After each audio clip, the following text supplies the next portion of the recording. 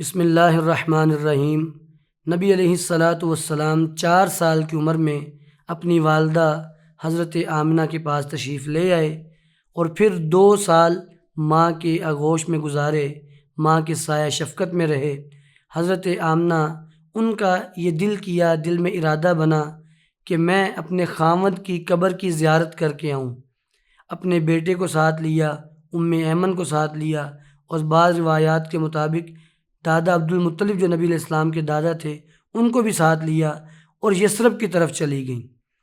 یثرب میں 1 ماہ قیام کیا اور واپسی پہ ان کو طبیعت خراب ہوئی، بخار ہوا اور وہ بیماری شدت اختیار کرتی چلی گئی، حتیٰ کہ ابوا مقام پہ آ کے حضرت آمنہ کا انتقال ہوا۔ نبی علیہ الصلاۃ والسلام بچپن سے ہی پہلے یتیمی کا دکھ اور پھر آپ کی والدہ محترمہ کا دنیا سے چلے جانا۔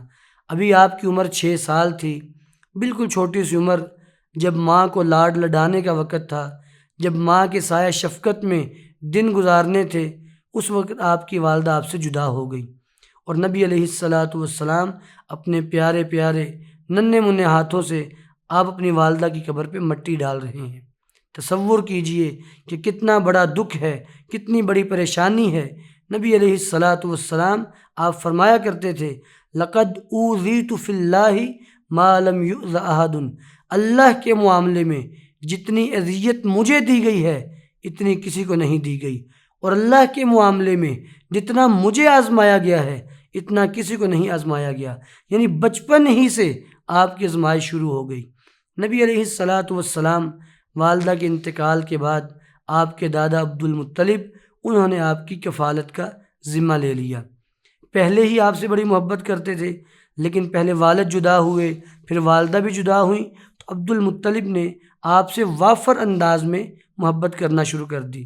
اس کی ایک مثال یوں سمجھیے کہ حرم کے اندر، بیت اللہ کے اندر، خانہ کعبہ کے سائے میں عبد المطلب کے لیے ایک فرش بچھایا جاتا تھا، ایک تخت لگایا جاتا تھا جس پر وہ آ کر بیٹھا کرتے تھے، اور ان کے کسی بھی بیٹے کو وہاں بیٹھنے کی اجازت نہیں تھی، نہ کوئی وہاں پہ بیٹھتا، لیکن جناب محمد الرسول اللہ صلی اللہ علیہ وسلم آپ وہاں جا کے بیٹھ جایا کرتے تھے، اور آپ کے چچا آپ کو منع کرتے، روکتے۔ جب عبد المطلب اپنے بیٹوں کو دیکھتے کہ میرے پوتے کو منع کر رہے ہیں تو اپنے بیٹوں سے کہتے کہ اس کو نہ روکا کرو، یہ میرا بیٹا نرالی شان والا ہے۔ تو اپنے پوتے سے اس انداز میں والہانہ محبت کرتے، ہر وقت ان کو اپنے ساتھ رکھتے۔ لیکن یہ محبت یہ بھی زیادہ دیر قائم نہ رہی۔ 2 سال کا عرصہ گزرا تو نبی علیہ الصلاۃ والسلام کے دادا عبد المطلب وہ بھی وفات پا گئے۔ اس وقت نبی علیہ السلام کی عمر 8 سال 2 ماہ تھی۔ وفات سے پہلے عبد المطلب نے اپنے بڑے بیٹے ابو طالب کو وصیت کی کہ وہ نبی علیہ الصلاۃ والسلام کی کفالت کریں۔ ابو طالب نے اس کے بعد 40 سال تقریباً نبی علیہ الصلاۃ والسلام کی کفالت بھی کی، اپنے ساتھ رکھا اور ہر موقع پہ آپ کا ساتھ دیا۔ نبی علیہ الصلاۃ والسلام آپ کے جب آپ 12 سال کی عمر میں پہنچے تو اس وقت 2 واقعات پیش آئے۔ پہلا واقعہ، نبی علیہ الصلاۃ والسلام اہل مکہ کے لیے بکریاں چرایا کرتے تھے۔ اہل مکہ کے لیے آپ چند کی رات لے کر بکریاں چرایا کرتے تھے۔ ایک موقع پہ نبی علیہ السلام اسلام کی زندگی میں سفر پہ جا رہے تھے تو راستے میں صحابہ کرام نے ایک پھل دیکھا جو کہ عام طور پہ جنگل میں پایا جاتا ہے، تو صحابہ کرام نے اس پھل کو لے لیا۔ آپ نے فرمایا اس میں جو کالے رنگ کا ہے نا، جو پک چکا ہے وہ اٹھاؤ، وہ کھاؤ۔ تو صحابہ کرام کے اللہ رسول یوں لگتا ہے کہ جیسے آپ بکریاں چراتے رہے ہیں۔ تو آپ فرمایا کہ ہاں، میں بچپن میں اہل مکہ کے لیے چند کی رات کے عوض بکریاں چرایا کرتا تھا۔ دوسرا، نبی علیہ الصلاۃ والسلام کو آپ کے چچا ابو طالب اپنے ساتھ لے کر گئے ملک شام کی طرف، اور راستے میں بحیرہ راہب جو ہے اس کی جھونپڑی کے پاس پڑاؤ بھی کیا۔ باقی بحیرہ راہب کا جو باقی واقعہ ہے کہ وہ باہر نکلا، اس نے کہا یہ تو وہی بچہ ہے، نبی بننے والا ہے، اس سے یہودی جو ہیں اس بچے کو نقصان پہنچا دیں گے، تو وہ سارا واقعہ صحیح سند سے ثابت نہیں ہے۔ صرف اتنا ثابت ہے کہ ابو طالب نبی علیہ السلام کو اپنے ساتھ ملک شام کی طرف لے کے گئے تھے۔ نبی علیہ الصلاۃ والسلام آپ جب 15 سال کی عمر کو پہنچے تو اس وقت ایک حرب فجار، ایک جنگ ہوئی۔ حرب فجار اس جنگ کو کہتے ہیں جس میں ایک طرف قریش اور کنانہ یہ دونوں قبائل تھے، اور دوسری طرف قیس اعلان یہ تھے۔ قریش اور کنانہ کا سردار حرب بن امیہ تھا، جو کہ بڑا تجربہ کار اور جنگ کا بڑا دھنی تھا، بڑی جنگ کی مہارت رکھنے والا تھا، اور دوسری طرف قیس اعلان تھے۔ اب اس جنگ میں نبی علیہ السلام بھی شریک ہوئے۔ آپ اپنے چچاؤں کے ساتھ گئے اور آپ اپنے چچاؤں کو تیر پکڑایا کرتے تھے۔ اس جنگ کے اندر نبی علیہ السلام آپ اس جنگ میں شریک ہوئے۔ اس جنگ کو حرب فجار اس لیے کہا جاتا ہے کہ یہ جنگ حرم میں اور حرمت والے مہینے میں لڑی گئی، یعنی اس جنگ میں حرم اور حرمت والا مہینہ دونوں کی حرمت کو پامال کیا گیا، دونوں کی حرمت کو چاک کیا گیا، تو اس لیے فجار اسی سے نکلا ہے، تو اس کو حرب فجار کہا جاتا ہے۔ اس جنگ میں شروع کے اندر قیس کا پلڑا بھاری رہا، لیکن دوپہر ہوتے ہوتے کنانہ کے لوگ، قریش کے لوگ قیس پر غالب آ گئے اور یہ جنگ قریش کے لوگ جیت گئے۔ اس جنگ کے بعد نبی علیہ السلام آپ نے تجارت کے پیشے کو اپنا لیا۔ آپ نے ذریعہ معاش تجارت کو ہی رکھا اپنے کو۔ جب نبی علیہ السلام کی عمر مبارک 20 سال ہوئی، اس وقت حلف الفضول کا واقعہ پیش آیا۔ حلف الفضول کسے کہتے ہیں؟ زبید قبیلے کا ایک آدمی مکہ کے اندر آیا اور اس نے عاص بن وائل کو اپنا سامان بیچا۔ عاص بن وائل نے سامان تو لے لیا، لیکن سامان کے پیسے نہ دیے۔ اس بات پہ اس زبیدی آدمی نے مختلف لوگوں کے پاس جا کہا کہ مجھے اس سے پیسے لے دو، لیکن لوگوں نے اس کی فریاد نہ سنی۔ آخر کار وہ شخص جبل ابو قبیس پہ چڑھا اور اس نے آواز لگائی، منادی لگائی، مختلف سرداروں کو پکارا۔ اس کی آواز سن کر زبیر بن عبد المطلب جو تھے، انہوں نے بڑی دوڑ دھوپ کی، کوشش کی کہ بھئی اس کا ساتھ دیا جائے، اور اس کے پیسے اس کو لے کے دیے۔ اس واقعے کے بعد قریش کی مختلف شاخیں جیسے بنو ہاشم، بنو مطلب، بنو اسد بن عبد العزیٰ اور بھی کچھ شاخیں، یہ لوگ جمع ہوئے عبداللہ بن جدعان کے گھر میں۔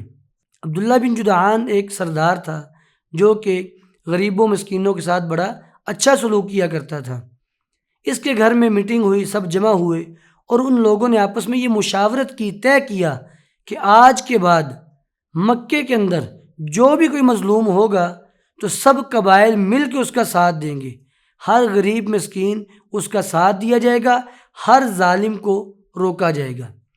اس معاہدے کے بارے میں نبی علیہ السلام اپنی اسلام کی زندگی میں فرمایا کرتے تھے، اگر آج بھی مجھے کسی ایسے معاہدے میں بلایا جائے جیسا معاہدہ عبداللہ بن جدعان کے گھر میں ہوا تھا، اگر آج بھی مجھے کسی ایسے معاہدے میں بلایا جائے تو میں جانے کے لیے حاضر ہوں، اور اگر مجھے اس معاہدے کے بدلے سرخ اونٹ بھی ملیں تو پھر بھی میں اس پہ راضی نہ ہوں گا۔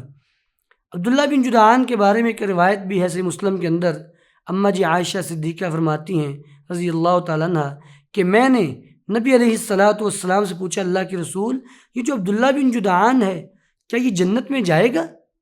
یہ بڑا غلاموں کے ساتھ اچھا سلوک کرتا، بیوگان کے ساتھ اچھا سلوک کرتا، تو کیا یہ جنت میں جائے گا؟ تو آپ نے فرمایا نہیں، اس نے اپنی پوری زندگی میں ایک مرتبہ بھی یہ نہیں کہا کہ اللہ مجھے معاف کر دے، تو گویا کہ یہ جنت میں نہیں جائے گا۔ اس سے یہ بات بھی سمجھ آئی کہ اسلام کے اندر توحید کی اہمیت بہت زیادہ ہے۔ نبی علیہ السلام آپ نے اپنی تجارت کے پیشے کو جاری رکھا، حتیٰ کہ عرب کے معاشرے میں، خاص طور پہ مکے کے اندر، نبی علیہ السلام آپ امین کے لقب سے جاننے جانے لگے۔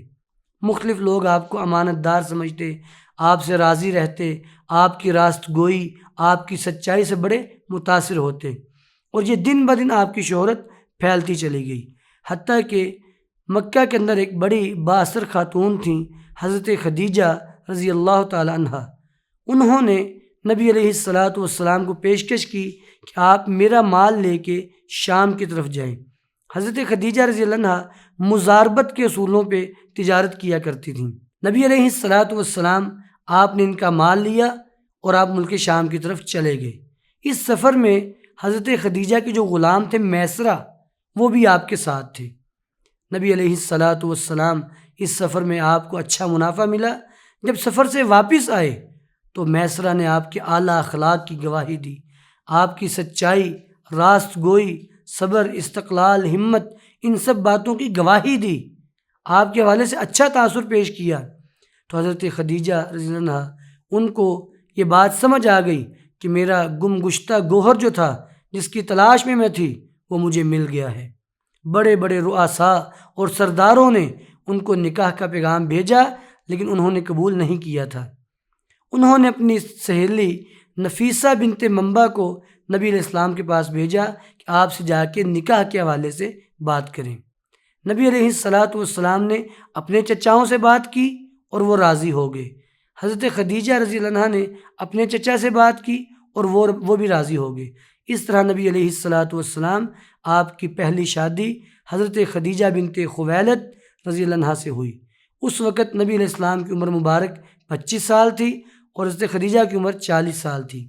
اس بارے میں مستند حدیث کوئی نہیں ہے، ہاں اکثر مورخین کا اسی بات پہ اجماع ہے کہ اس وقت نبی علیہ السلام کی عمر 25 سال تھی اور حضرت خدیجہ کی عمر 40 سال تھی۔